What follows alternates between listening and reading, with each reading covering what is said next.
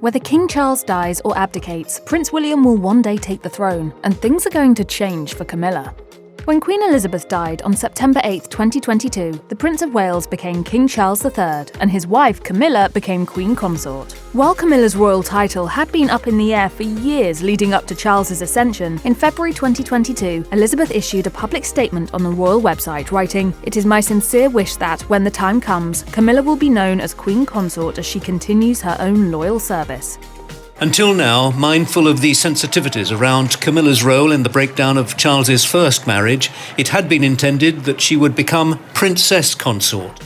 When Charles became king, the consort portion of Camilla's title was dropped, but it's still implied because Camilla married into the royal family rather than being born into it. And when William, Prince of Wales, succeeds his father as king, Camilla's title will change again, probably to Queen Dowager to reflect her status as a widow. Not every royal widow is referred to this way. The last Queen Dowager was the widow of King William IV, Queen Adelaide, who held the title for 12 years until her death in 1849. In contrast, the most recent widow of a king was Queen Elizabeth's mum, known as the Queen Mother. She held the title for 50 years. She was also named Elizabeth, so the Queen Mother title was important to eliminate confusion. In Camilla's case, however, William is her stepson, so the Queen Mother title doesn't apply.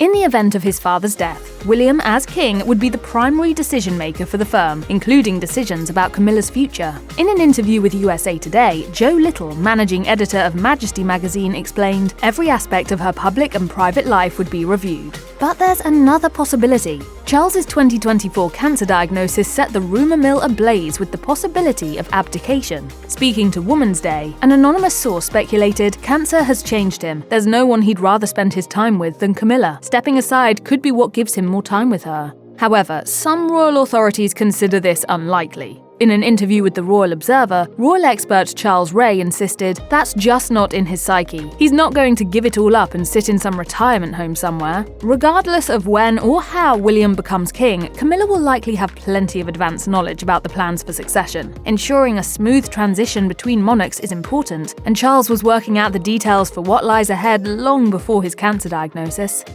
Camilla and William have a complicated relationship. According to author Christopher Anderson, he tolerates her. Camilla has always been a little afraid of William. She's definitely one of those people who has stirred up the pot, but done it so expertly and so quietly and behind the scenes.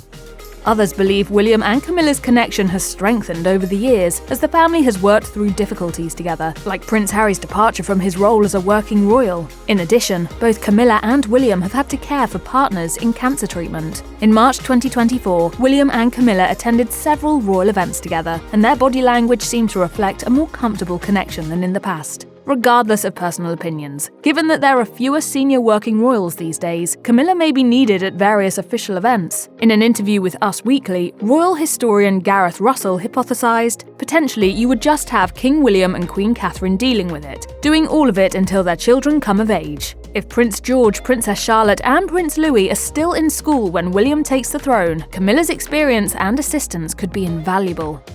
Camilla began her royal charitable work in 2005, long before she became queen, and in the event of William becoming king, University of Toronto historian Carolyn Harris surmised, Camilla would likely keep up her charitable roles related to literacy and domestic violence. The Queen's mission to promote reading goes back to 2010, when she began working with the National Literacy Trust. In 2021, she created her own organisation, the Queen's Reading Room. Their website features book recommendations, including those curated by Camilla, as well as authors reading excerpts from their work, and in 2023, the organisation launched an annual literary festival. And since 2009, Camilla has worked to support survivors of rape and domestic violence. 7 years later, she expanded her efforts and became involved with Safe Lives, where she has interacted with survivors and families. In 2024, Camilla participated in a documentary to raise awareness of the topic.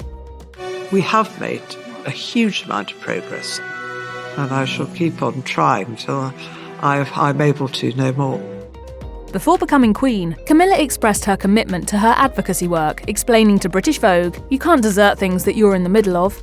Charles has an impressive array of UK homes. He and Camilla have lived at Clarence House since before their marriage and may move to Buckingham Palace after construction wraps in 2027. Once William becomes king, however, Camilla could find herself packing and moving again, possibly to a royal property of William's choosing. As historian Carolyn Harris explained to USA Today, it's at his discretion, definitely, but I'm sure King Charles III would have his own wishes made clear about that. Some have speculated that Charles might want Camilla to live at Royal Lodge, the current home of Prince Andrew and Sarah Ferguson, Duke and Duchess of York.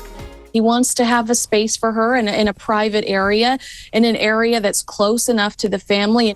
Royal residences aside, Camilla is fortunate to have another option. Since the mid-90s, she's owned Ray Mill House, an opulent estate with spacious grounds. A source told The Telegraph, Ray Mill is the only place where she can literally and metaphorically kick off her shoes and spend time with family and friends in a really informal setting. It's an escape from royal life. The opportunity for privacy and relaxation might perfectly suit Camilla's needs if her royal role changes sometime in the future.